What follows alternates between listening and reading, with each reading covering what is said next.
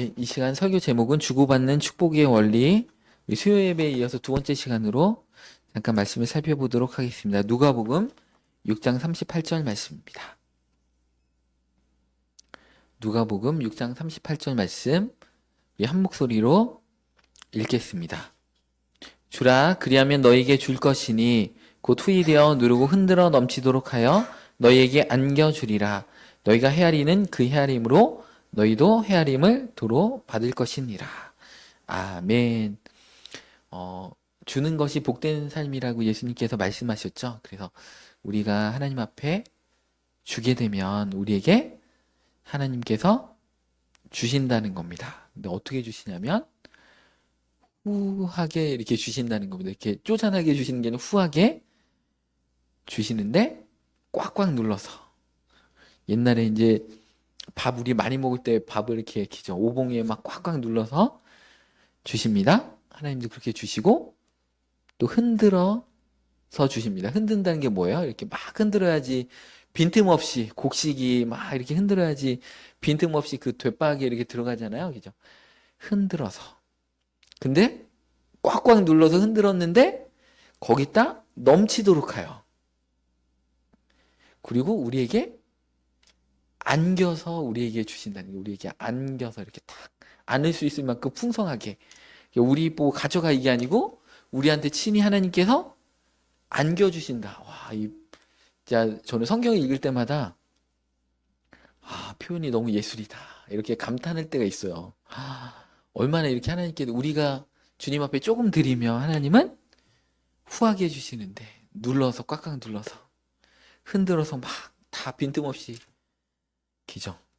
그 다음에 넘치도록 우리에게 안겨서 갖고 오셔서 하나님이 갖고 오셔서 우리한테 안겨서 딱 배달해 주시는 거예요. 우리 앞까지 우리의 품까지 배달을 딱 이렇게 해주신다는 겁니다. 우리 삶을 이렇게 돌이켜봐도 우리가 그냥 우연이라고 해서 이렇게 지나가는 일들이 많은데 사실은 이렇게 직업적으로도 어떤 아이디어를 하나님이 딱 주실 때도 다른 사람의 말을 통해서 딱 주시는 거죠. 그러니까 24시간 우리의 모든 것들이 사실 하나님께서 우리에게 주신 축복의 다 재료들이에요. 꿈도 그렇고 성경 말씀도 그렇고 우리 이렇게 가족 간의 대화도 그렇고 그 대화를 통해서 하나님께서 나에게 어떤 힘을 딱 주시거든요. 그 말을 통해서 힘을 주시고 또 어떤 말을 통해서 아이디어를 딱 얻게 되고 꿈을 통해서도 이렇게 딱 주시고 그러니까 우리가 이제 어떤 일들을 할 때 이렇게 가볍게 흘려보내지 이렇게 말아야 됩니다. 모든 것들이 다 주님의 이렇게 은혜입니다. 그래서 설교 준비할 때도 마찬가지거든요. 하나님께서 어떤 통로를 가지고 본문과 어떤 주제를 하나님이 주실지를 몰라요. 그러니까 제가 막 이렇게 그 설교하기 전까지는 계속 안테나를 켜놓고 있어요. 하나님이 어느 통로로 얘기하실까 그러면 내가 읽는 성경 본문을 통해서 말씀하실 때도 있고 어떤 과거에 읽었던 그 성경 말씀이 생각날 수도 있고 아니면 대화를 통해서 이 주제를 이렇게 다뤘으면 좋겠다 이렇게 하실 때도 있고 하나님께서 이렇게 생각나게 하시는 통로가 다양하기 때문에 어떤 통로를 통해서 역사하실지 모르기 때문에 우리는 항상 이렇게 딱 신중하게 그 얘기들을 듣고 있어야 됩니다. 여러분들 뭐 비즈니스적으로나 그런 것도 다 만남 회복을 통해서 역사하시기 때문에 우리가 어떤 사람을 통해서 어떤 일을 통해서 역사할지 모릅니다. 그래서 우리 삶 가운데 일어나는 그 일들 여러분들 여러분들의 삶에 지금 이렇게 만난 배우자하고 가족들 직업 우리 이 시대에 태어났죠. 우리 막 임진왜란 때 태어났으면 엄청 고생했을 거예요. 막 밥도 못 먹고 일본군에게 포로로 잡혀갔을지도 모르는데 어찌됐든 이 감사한 시대에 이렇게 태어났는데 사람들이 현실의 어떤 삶에 되게 불만족하다 보니까 요즘 영화나 드라마 중에 히트하는 게 뭐냐면 과거로 돌아가는 거예요. 갑자기 딱 죽었는데 10년 전, 20년 뒤로 딱 돌아가지고 자기가 이제 그 자기 삶을 다 알기 때문에 그거를 딱 지혜롭게 막 헤쳐나가면서 약간 이제 불교적인 윤회 사상이 약간 가미돼 있는 거예요. 그래서 이제 성경적인 건 아닌데 어찌됐든 그냥 아무 생각 없이 보면 재밌습니다. 근데 그걸 너무 거기 믿고 막 나도 저렇게 됐으면 좋겠다 하시면 안 되고 성경은 이렇게 우리가 종말을 향해서 예수님의 재림을 향해서 가기 때문에 우리는 결코 여러분들 원해도 10년 전으로 막 다시 돌아갈 수 없습니다. 우리 가끔 그런 질문 많이 하잖아요. 배우자한테. 다시 태어나도 나하고 결혼할 거냐고 뭐 이런 질문들 막 이렇게 하잖아요. 그래서 저는 다시 결혼한다고 항상 얘기를 합니다. 왜냐면 내 성격 이렇게 받아주고 우리 와이프밖에 없겠다. 이제 항상 그런 생각을 하고 있는데 여러분들 과거는 우리한테 돌아갈 수가 없습니다. 앞으로 이제 미래를 향해서만 가는데 여러분들 하나님과 함께하는 이 현재가 너무나 소중한 거예요. 다 오늘 이 24시간이 하나님의 은혜 가운데 다 이렇게 있는 시간입니다. 그래서 우리가 낙심할 때 하나님께서 우리가 성경책을 많이 읽어놓으면 어떤 말씀이 그러니까 성경책을 많이 읽는 게 좋아요. 성경책을 이렇게 쭉 읽어놓으면 그 어떤 읽었던 말씀이 딱 생각나요. 그러면서 믿음이 다시 회복이 되는 거예요. 그리고 또 아이디어가 회복이 되고 아니면 자녀를 대할 때 내가 분뇌물이 대하지 말고 성경의 원리대로 이렇게 딱 해야 되겠구나 하면서 내 마음속에 이렇게 넣어놨던 그 말씀들이 다 끄집어진다는 겁니다. 그래서 우리 교회에서 며칠 전부터 성경 통독 180일 그거 하고 있잖아요. 그러니까 이 성경 통독을 이제 며칠 전부터 우리가 시작을 했는데 지금 한 5분이 그 단톡방에 동참을 해주셨어요. 그러니까 1년에 2독을 하는 거죠. 그래서 하루에 5장씩 이렇게 읽으면 됩니다. 그래서 90일 성경 통독 책도 이제 다 사가지고 이렇게 읽는데 처음에는 이제 개척교회다 보니까 그런 여건이 안 된다고 생각했는데 그 성경 통독을 이렇게 해야 된다라는 그런 여러 사인들이 있었어요. 그 중에 한 사인이 뭐냐면 우리 여기 오른쪽에 계시는 권재숙 집사님께서도 우리 교회 성경 통독 한번 했으면 좋겠다 이런 말씀을 해주셨어요. 근데 그것도 사인인 거예요. 그게 탁탁탁 겹치더라고요. 여러 하나님의 사인들이 겹치면서 이게 이거를 또 사람들한테 권했을 때 저도 마침 하고 싶었어요. 그리고 어떤 분 안 하려고 하니까 그 옆에 있는 사람이 나도 할 건데 같이 합시다 이렇게 되는 거예요. 그러면서 지금 그 단톡방에 5명이 이렇게 모인 거예요. 그러니까 하나님께서 일하시는 그 역사에는 그 일들이 이렇게 척척척 막 이렇게 됩니다. 그러니까 우리 어떤 만남이라든지 우리 대화라든지 가볍게 이렇게 흘려보내면 안 돼요. 그 당시에는 이거는 지금 타이밍은 안 될 것 같아 하는데 며칠 지나고 나면 왜 이 타이밍에 그분께서 이런 말씀을 하셨을까 다시 또 하나님께서 생각나게 해주세요. 그럼 그 생각을 곱씹어 보면서 또 성경 말씀을 읽으면서 갑자기 성경 말씀이 있는데 예를 들면 너는 그 말씀을 주야로 묵상하라 뭐 예를 들면 그런 말씀이 팍 꽂힌단 말이에요. 그러면 하나님은 성경 말씀을 통해서도 우리를 인도하시고 아니면 누구와의 대화 가운데 그분의 대화가 갑자기 하나님의 음성처럼 막 들려요. 와, 저분이 이렇게 얘기하시는데 하나님께서 저분을 통해 나에게 말씀하시는구나. 이런 것들 여러분 눈치를 잘 채시기 바랍니다. 영적으로 민감하셔야 돼요. 그래야지 하나님이 주시는 그 복을 이렇게 받으실 수가 이렇게 있습니다. 그 눈치를 잘 이렇게 채셔야 됩니다. 하나님께서 축복을 주실 때 그 어떤 큰 물질의 복을 주실 때도 막 사인을 주시거든요. 막 아파트도 좋은 조건에 사게 할 때 어떤 사인들이 막 겹쳐요. 근데 그거를 그냥 우연히 일어났나 봐 하고 그냥 탁 흘려 보내면 지나고 나서 후회합니다. 그때가 기회였구나. 그거를 나중에 땅을 치고 후회할 때가 이렇게 있습니다. 다른 사람들이 조언해 주거든요. 그럴 때 그 조언을 통해서 그게 반복되거든요. 그러면서 이게 뭔가 사인들이 올 때가 있습니다. 그거를 눈치를 잘 채야 됩니다. 눈치가 있으면 그 절에 가서도 새우젓을 이렇게 얻어먹을 수 있다라는 말이 있잖아요. 그래서 우리 믿는 사람은 눈치뿐만이 아니라 영치가 있어야 됩니다. 영적인 그 눈치가 딱 있어서 하나님께서 나에게 이런 말씀을 하시는구나. 그런 것들 하나님은 우리는 지금 이 누가복음 6장 38절에 하나님 앞에 좀 주라 이렇게 얘기하시는데 오늘 읽었던 말씀처럼 하나님은 흔들어 넘치도록 막 안겨주는 이런 풍성하신 하나님입니다. 그래서 우리 삶에 얼마나 하나님의 은혜가 그 하나님의 은혜에 집중하면 하나님의 은혜가 넘치는지 모릅니다. 사람은 창조할 때부터 의미 있는 존재로 우리를 만드셨습니다. 일할 때 보람을 느껴요. 그러니까 우리가 막 월급 받을 때만 보람을 느끼는 게 아니고 진짜 보람은 우리가 막 어떤 일을 막 보람 있게 열심히 할 때 우리 삶이 행복하고 우리 삶의 그 참된 가치를 우리는 느끼게 되어 있습니다. 그리고 이웃을 우리는 섬기라고 우리를 보내주신 자들입니다. 그래서 인생을 책임 있게 살아가라고 하나님께서 우리에게 각자에게 다 예수님 믿는 순간에 은사나 달란트 하나씩 다 주셨고 또 사명도 주셨습니다. 그래서 우리를 기여하는 존재로 예수님께서 제자들을 훈련시켰을 때도 너희는 땅끝까지 이르러 내 증인이 되리라고 그 제자들을 증인으로서 보내시기 위해서 예수님께서 훈련시키신 겁니다. 예수님께서 제자들하고 친목회 하고 바베큐 꺼먹으려고 제자들이 부르신 게 아니고 사명을 주시려고 인생의 참된 의미. 물론 물고기도 이렇게 구워서 같이 드시고 재미있는 시간도 보내셨지만 그게 참된 인생의 비전은 아니었다라는 겁니다. 우리 예수님의 삶도 한번 살펴보시면 한마디로 예수님의 삶은 섬기는 삶. 오늘 본문 말씀처럼 주시는 삶이셨습니다.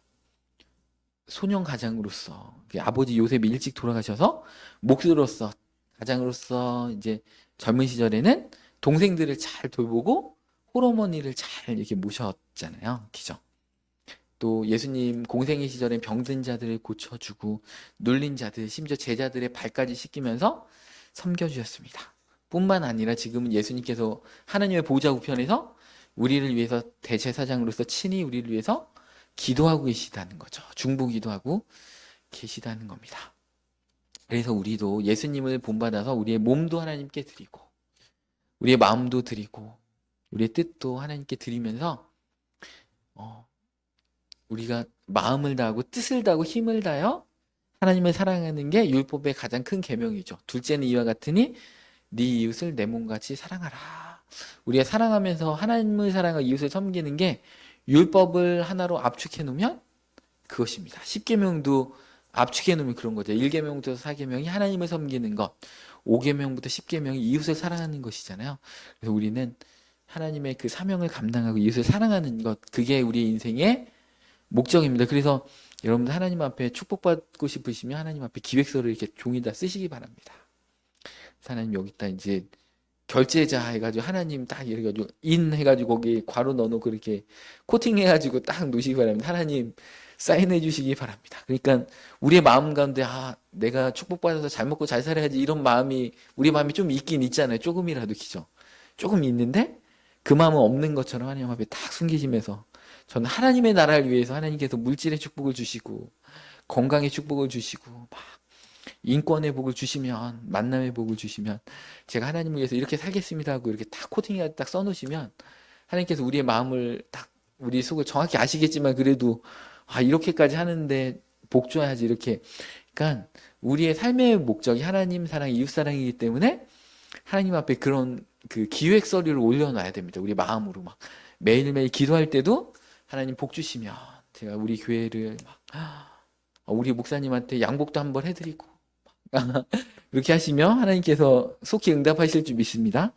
그렇게 해서 하나님 앞에 그 하나님이 응답하실 수 있는 그런 기도 제목을 우리가 자꾸 우리의 본심은 아니다고 하더라도 이렇게 말로 자꾸 하다 보면 우리 말한 대로 우리의 습관과 태도도 이렇게 바뀝니다. 기도할 수 있다라고 자꾸 자신감 있게. 그래서 우리 하나님 나라를 위해서 하나님 복 주시길 원합니다.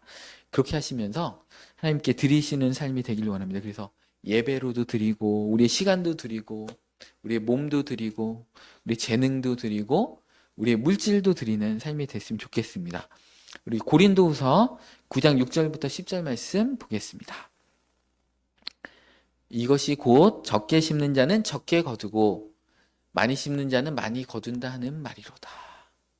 그러니까 하나님 앞에 심을 때는 적게 심는 자는 적게 거두게 됩니다. 이 인생의 법칙이 다 그런 거잖아요. 각각 그 마음에 정한 대로 할 것인데 인색함이나 억지로 하지 말고 그러니까 하나님 앞에 딱 드릴 때는 정하라는 거죠. 어떤 내가 하나님 앞에 드릴 시간과 물질과 이런 거를 정하고 또 인색하게 드리지 말라는 거죠. 또 억지로 막 너무 아까운 마음으로 하지 말고 여러분의 마음을 이렇게 바꾸시기 바랍니다. 이게 한 번에는 안 돼요. 이게 없이 살다 보면 막 진짜 돈 쓰는 게 너무 힘들거든요. 막 이렇게 손이 떨리는데 그걸 자꾸 훈련하셔야 됩니다. 이렇게 베푸는 삶으로 가셔야지 더 큰 축복을 하나님께서 이렇게 갚으시기 때문에 그래서 이 인색함을 우리가 이렇게 하나님 앞에 훈련을 해야 됩니다. 또 억지로 하지 말고 하나님은 즐겨내는 자를 사랑하시느니라. 그러면서 하나님이 즐겨내는 자에게 능히 모든 은혜를 우리에게 넘치게 하시다니 이는 너희로 모든 일에 항상 모든 것이 넉넉하여 모든 착한 일을 넘치게 하려 하심이라. 그러니까 하나님 앞에 드릴 때 하나님께서 우리를 풍성하게 해주신다는 거죠. 왜냐하면 그 풍성한 걸 가지고 또 하나님 앞에 넉넉히 드릴 수 있게 하기 위해서 하나님께서 우리 그런 풍성함을 주신다는 거죠. 그러니까 그 풍성함을 우리에게 축복으로도 주시면서 은사로도 주시는 거죠. 그러니까 그 은사는 하나님 앞에 다시 드려야 된다는 겁니다. 그래서 우리 9절 말씀 보면 기록된 바 그가 흩어 가난한 자들에게 주었으니 그의 의가 영원토록 있는 일 함과 같으니라. 우리가 주변의 어려운 이웃들을 도와주고 주님 앞에 드릴 때 그의 의는 영원토록 있다는 겁니다. 하나님 앞에 영원토록 기억되신 바가 된다는 거죠. 하나님의 마음에 깊숙한 곳에 기억되신 바가 되는 거기 때문에 얼마나 값진 것인지 모릅니다. 심는 자에게 씨와 먹을 양식을 주시는 이가 너희 심을 것을 주사 풍성하게 하시고, 그러니까 우리에게 주시는 그 물질과 시간과 건강과 인간관계는 다 우리의 축복을 위해서만 주시는 게 아니고 너 혼자 잘 먹고 잘 살아라 이렇게 주신 게 아니고 하나님을 위해서 하나님의 나라를 위해서 이웃을 위해서 심을 것들도 거기에 있다라는 겁니다. 농부들이 그 내년에 어떤 농사를 위해서 씨는 아무리 배가 고파도 안 먹잖아요, 여러분들. 그죠? 그런 것처럼 하나님 앞에 우리가 드려야 될 시간과 물질과 체력을 좀 남겨놔야 되죠. 하루 종일 막 직업을 위해서 막 최선을 다해서 다 살아가지고 집에 와가지고 가족들하고 대화할 시간도 하나도 없고 자식들하고 대화할 시간도 하나도 없고 배우자하고 대화할 시간도 하나도 없고 나는 그래도 가정을 위해서 최선을 다한 거야 하고 이제 이게 좀 씻고 그냥 바로 주무시면 그렇게 해가지고 이제 사실은 자녀들하고 하루에 최소한 30분씩은 대화를 해줘야 된다고 하더라고요. 그래야지 아이들하고 교감도 되고 뭔가 이게 된다고 하는데 우리 뭐 옛날 우리 산업화 시대 부모님들 아버지들은 그렇게 못했잖아요, 그죠? 워낙 그때는 또 야근을 해야지 또 야근 수당이 나오니까 그때는 주 52시간 이런 게 없고 정말 나라 경제를 위해 이렇게 살려야 되니까 새마을 운동도 하고 막 중화공업을 살리고 막 이렇게 해야 되기 때문에 어쩔 수 없었지만 그러다 보니까 그거에 대한 부작용이 지금 우리나라에 막 일어나는 거예요. 정신병도 많고 공황장애도 많고 가정의 이런 형제 간의 우애도 많이 깨지고 막 효심도 많이 약화되고 이런 것들이 그게 이렇게 단계적으로 우리나라가 이렇게 성장해야 되는데 워낙 우리나라가 막 먹을 게 없고 막 끼니를 거르고 보릿고기가 있다 보니까 진짜 열심히 하다 보니까 이런 부작용도 따릅니다. 근데 지금은 우리 아무리 그래도 그 새끼 밥은 다 먹잖아요. 그러니까 우리가 욕심을 좀 내려놓고 우리의 시간도 그 우리가 가족을 위해서 심어야 돼요. 자녀들을 위해서 심어야 됩니다. 또 우리 하나님 나라를 위해서 심어야 됩니다. 여러분들 체력을 좀 남겨두셔가지고 성경책도 몇 장 읽으시고 하나님 앞에 기도도 잠깐 하시고 이렇게 하셔야 됩니다. 여러분들의 에너지를 밖에다 다 쓰고 오시면 안 된다는 거죠. 그리고 이제 맞벌이 하는 아내 말고 이제 집에서 살림살이 하는 주부는 써야 될 단어가 남자보다 2배가 많대요. 근데 이제 남편 오기만을 막 기다리고 있죠. 막 얘기하려고. 근데 남편이 밖에서 에너지를 다 쓰고 와가지고, 나 피곤해. 이렇게 하고 아무 말도 안 하면, 그 자기가 써야 될 그 단어를 다 못 썼잖아요. 집에 있는 분은. 그러면 막, 이게 사랑이 이제 식었구나 하면서 이제 그 부부 관계가 안 좋아지는 겁니다. 그래서, 밖에서 에너지를 다 쓰고 오시면 안 됩니다. 우리한테 심을 것도 있어야 된다는 겁니다. 그래서, 하나님 나라를 위해 심고, 또 가정을 위해 심고, 자녀들을 위해서 심고, 또 우리의 미래를 위해서 책도 좀 독서도 해야 될 거 아니에요, 기죠? 아니 유튜브를 보면서 좀 정보도 얻고 막 이런 자기 개발도 하시고 이래야지 뭔가 탁 그 직업을 위한 어떤 수입을 위한 거에 모든 것들을 불살르면 건강도 잃고 기저 우리의 스트레스도 많이 쌓여가고 그런다는 겁니다. 우리 이제 7월 첫째 주 주일이 좀 있으면 매추감사 주일입니다. 우리 1년을 이렇게 돌이켜 보면서 한국 교회에서는 하반기에 그 첫 주일, 7월 첫 주, 이제 6월 달까지 상반기를 정리하고 그 하반기 첫 주일에 이제 맥추감사 주일로 지킵니다. 이제 성경적으로 보면 맥추절이죠. 77절, 오순절입니다. 성령 강림 주일이죠. 그래서 우리가 그 미래 첫 열매를 하나님 앞에 드리는 우리 삶을 돌이켜보는 절기입니다. 그래서 6월 달 이제 얼마 안 남았는데 벌써 우리 2024년 송구영 신예배 이제 카운트다운 19, 8, 7, 6 이거 한 지가 엊그제 같은데 벌써 이제 한 해 반이 이제 흘렀습니다. 그럼 우리는 이제 좀 있으면 또 한 살을 먹겠네요. 정말 빠른 것 같습니다. 그래서 상반기를 한번 잘 정리해 보시면서 하반기 매추감사 주일날 우리가 하나님 앞에 상반기 감사한 것들을 잘 기억하시고 우리의 마음을 하나님 앞에 온전히 올려드리는 맥추감사 주일이 됐으면 좋겠습니다. 이렇게 오늘 이렇게 아까 이렇게 6절 고린도서 9장 6절 말씀 보면 적게 심는 자는 적게 거두고 많이 심는 자는 많이 거둔다는 것입니다. 그 마음대로 우리도 그 이 원리대로 영적 그 공급의 원리들은 대로 우리가 많이 심어서 많이 축복을 거뒀으면 좋겠습니다.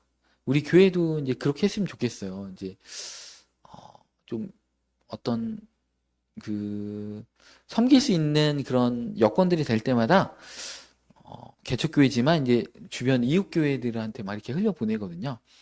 또 오산시에 중증 장애인들이 많이 다니는 교회가 있더라고요. 그래서 그 교회 막 재정이 너무 어려워가지고 제가 이제 그 친한 목사님들하고 이제 모임을 하는데 거기서 이제 조금 그 모이는 돈이 있어요. 근데 이제 다다음 달에 우리 교회에서 그 친목회가 모이거든요.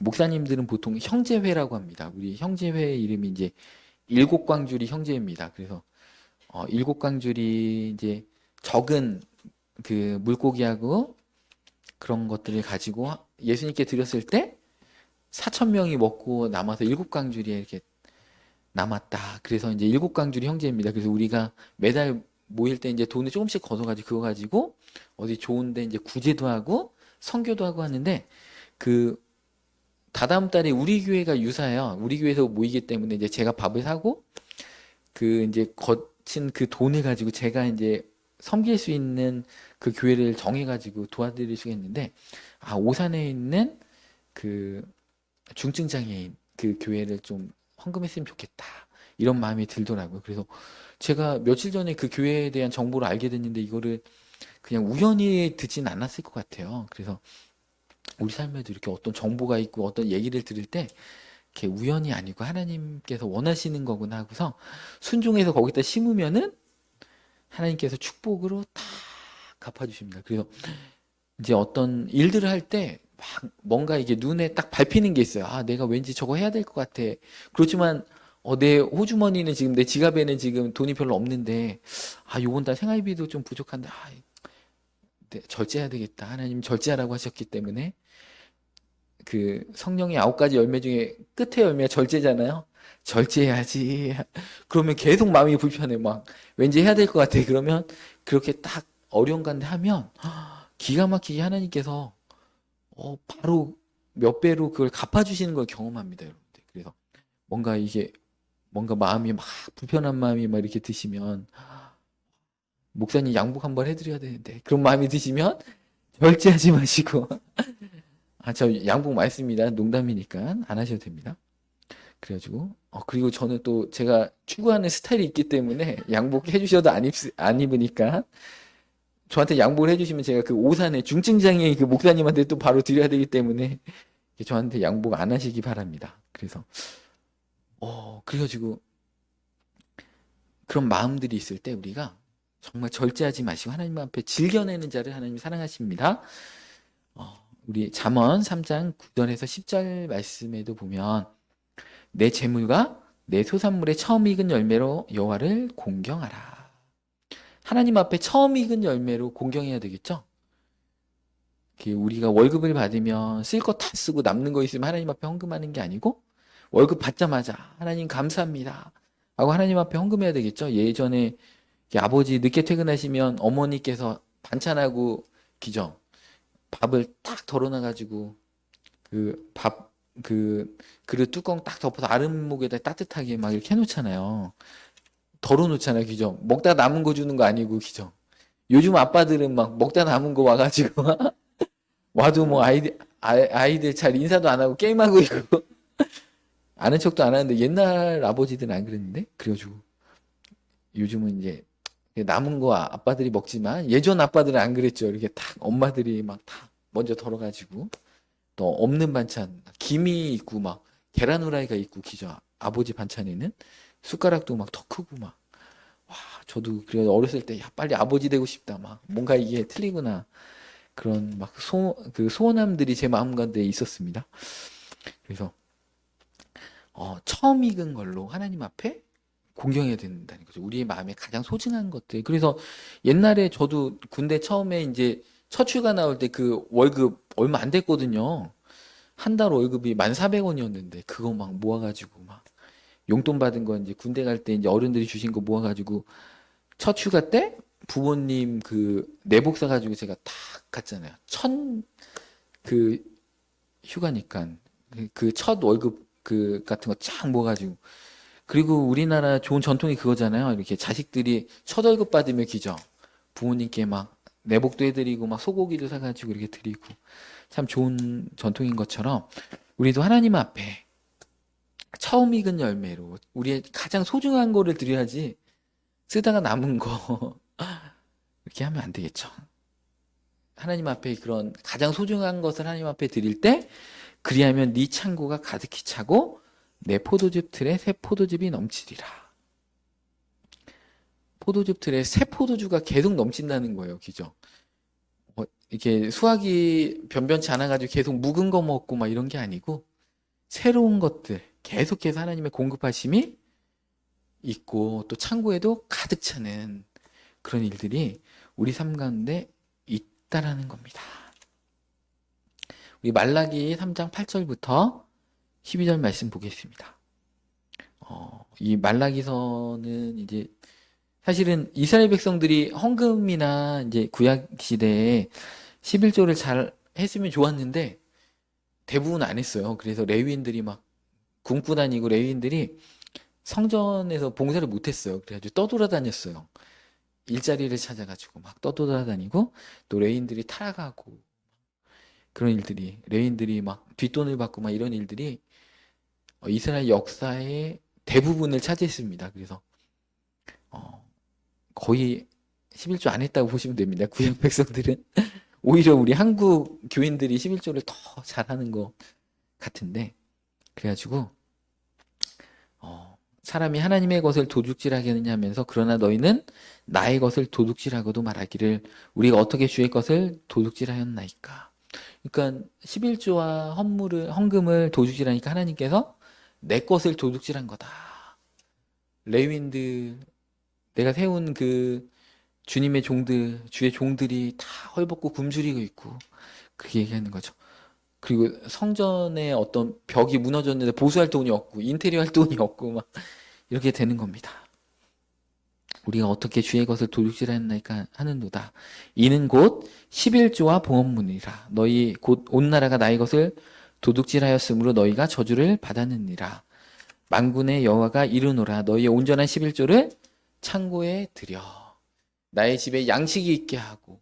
그러니까 이 교회는 하나님의 집이라는 거예요. 이 성전은 하나님은 나의 집이라고 말씀하시는 거죠.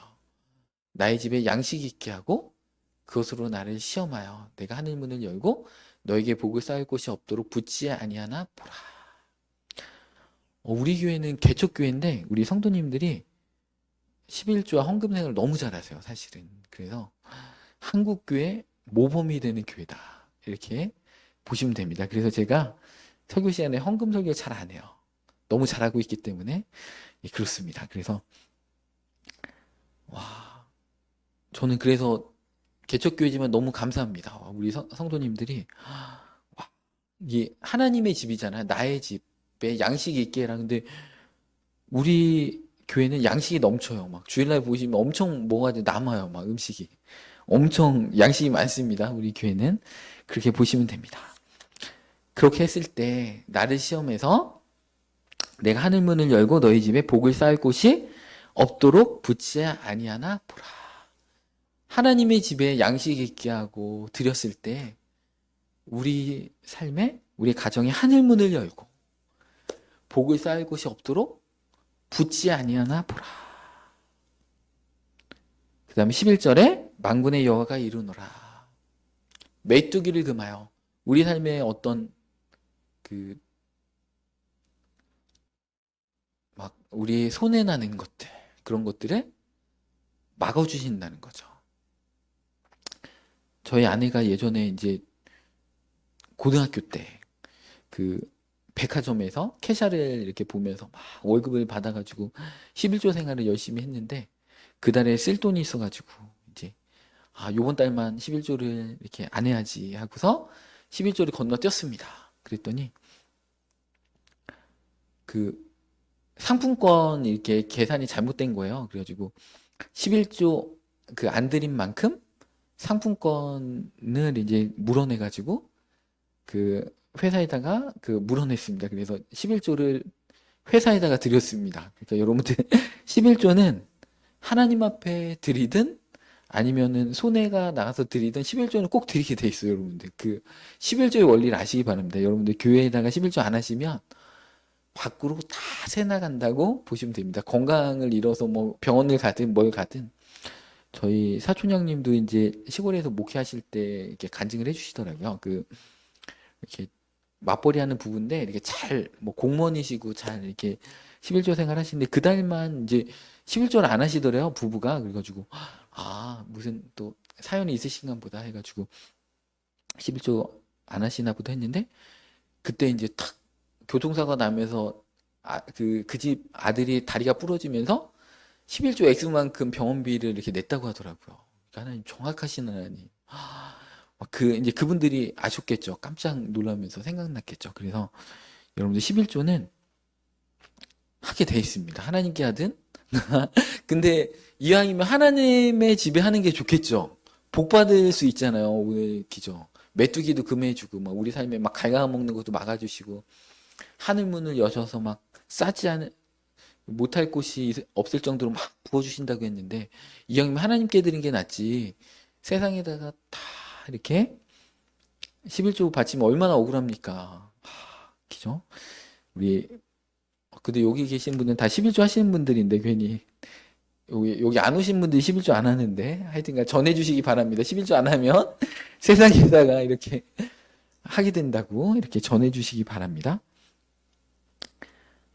그래서 우리의 삶은 그래서 우리 12절 말씀 너희 땅이 아름다워짐으로 모든 이방인들이 너희를 복되다 하리라. 막 예수님 안 믿는 사람들도 우리 가정을 보면서 뭐 부러워하는 거죠. 자식들 잘 되고 막 남편 잘 되고 막 이렇게 부러워하는 거죠.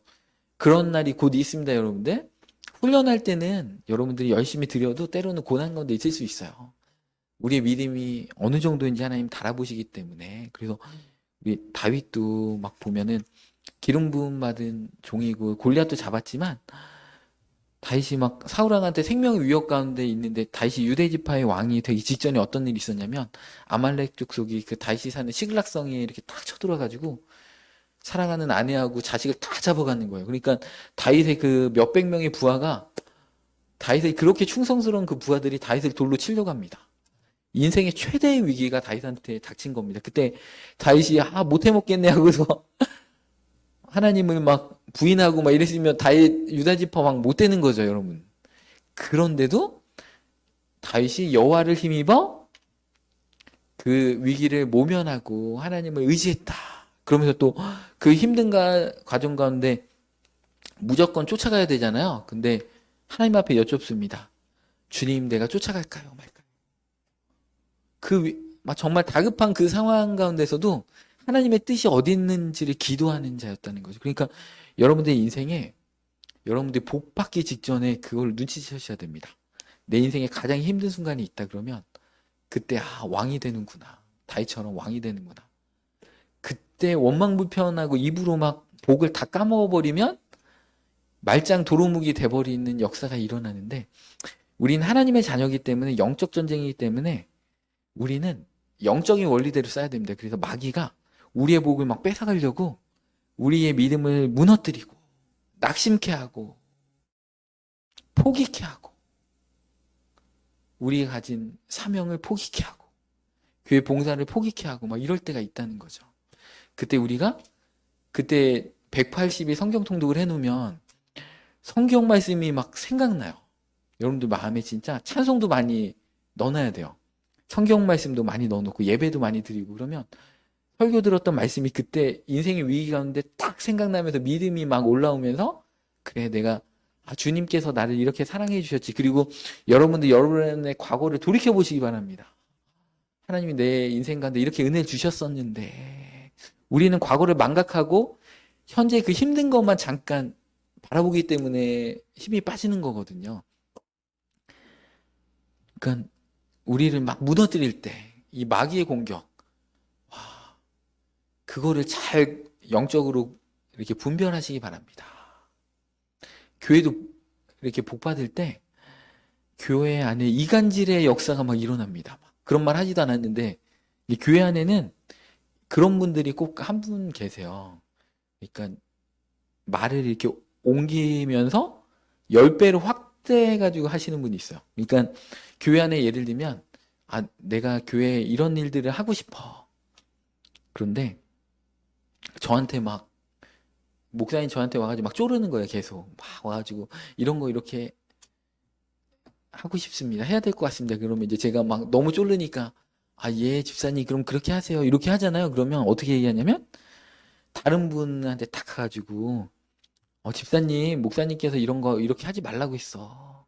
그러면 그 사람한테 상처를 확 줘버려요. 그러면서 막 그 상처받으신 분이 목회자를 향해서 막 일을 가는 거죠. 우리 목사님이 내가 이렇게 열심히 하는 봉사를 가로막고 막 이렇게 했다. 이런 역사들이 막 일어납니다. 그래서 여러분들 그 교회가 막 부흥하기 직전에 이간질의 역사가 막 일어나요. 그리고 내가 복 받기 직전에 나의 믿음을 확 떨어뜨리는 그 일들이 막 일어납니다. 또 나한테 복을 줄 사람하고 싸우게 만드는 역사가 일어납니다. 그래서 여러분 눈치를 잘 채워가지고 우리는 항상 기뻐하라. 쉬지 말고 기도하라. 범사에 감사하라. 그런 어떻게 말씀의 원리대로 들어가야 됩니다. 여러분들. 그래서 많이 넣어놓으시기 바랍니다. 찬송도 넣어놓으시고. 그래서 우리는 하나님 앞에 막 줄 때 우리가 기도로도 남을 막 섬길 수가 있습니다. 중보 기도를 많이 해놔야 됩니다. 그러면 그 기도가 우리 남을 위한 기도가 많이 정립되어 있으면 내 인생의 위기 가운데도 다른 사람들이 나를 위해서 기도해 줍니다. 제가 요즘 이게 새벽마다 하는 기도의 8, 90%가 하나님 나라와 중보 기도거든요. 주변에요, 여러분들 우리 교회를 얼마나 하나님 사랑하시는지 그런 얘기를 많이 들어요. 우리 교회를 위해서 기도하는데 하나님께서 그렇게 많은 막 생각을 주시고 막 그 기도 깊은 기도 가운데 들어가게 하신다. 그런 간증을 하시는 목사님들과 또 주변 교회 권사님들이 있으세요. 희한하게 우리 교회 기도만 하면 막 그렇게 기쁨이 막 감동이 막 들고 그렇다는 거예요. 그래서 너무 감사하다. 나는 우리 교회는 부족하고 나도 목회자로 부족한데 하나님께서 우리 교회를 이렇게까지 사랑하시나? 저도 이제 막 이렇게 개척교회 하다 보니까 낙심할 때가 있잖아요. 근데 그럴 때면 카톡이 옵니다. 목사님을 위해 중보기도 하는데 하나님께서 목사님을 향한 그 위로의 말들을 그렇게 많이 막 생각나게 하시고 귀하신 목사님이라고 막 그런 감동을 주시는데 너무 엄청난 것들이라서 다 나눌 수가 없습니다 하는 그 카톡이 와요. 그러니까 제가 낙심할 때 그럼 하나님께서 그 외 카톡을 그분을 통해서 저한테 딱 주시는 거죠.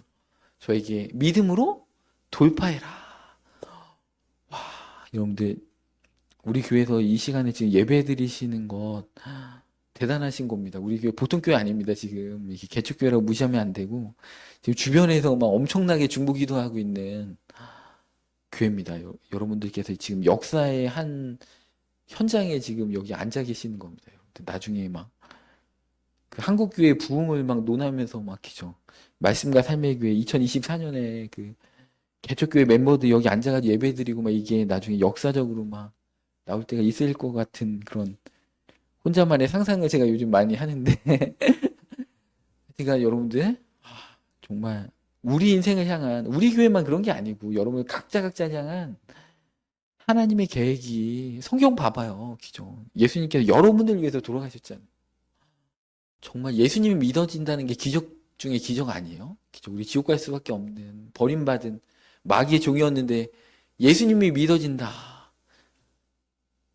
부모님을 만나서 믿었던 아니면 어떤 사건을 겪었던 뭐 고난을 겪었던 어찌됐든 하나님께서 그거를 활용하셔서 하나님의 필연적인 그러니까 신학적으로 이제 일반 은총이 있고 이제 특별 은총이 있는데 일반 은총은 작정의 원리가 돌아가는 곳이라고 합니다. 그래서 우리가 이 세상 가운데 하늘에서 뭐 비가 내리고 이런 것들 그러니까 우리가 직장 생활에서 우연히 겪는 것들도 하나님의 작정의 원리 가운데 필연적으로 하나님이 역사하시는 거라는 거죠. 그래서 우리를 그 작정까지도 다 활용하셔서 우리를 구원하셔서 예수님 믿게 하셨다는 겁니다. 이거보다 더 큰 기적이 어디 있어요? 우리 삶에 축복해 주시고 우리 질병을 고쳐 주시고 우리 삶에 축복해 주시는 그 축복은 아무것도 아니에요. 우리 구원해 주신 그 축복과 은혜에 비하면 그러니까 여러분들 대단하신 분들입니다. 여러분들. 그래서 하나님 앞에 드림으로 하나님께서 주시는 그 놀라운 축복에 어떻게 주신다고 했어요? 오늘 본문 말씀 보면 기죠. 후이 되어 기죠. 후하게 주시는데 눌러서 흔들어서 빈틈없이 기죠. 거기다가 넘치게 되바기에 막 줄 때도 막 이렇게 넘치게 그다음에 우리 품에 안겨서 주신다고 했습니다. 인색하신 하나님으로 보지 마시고 이렇게 놀라운 넘치는 축복을 모두 다 받으시는 여러분들 되시기를 축복합니다.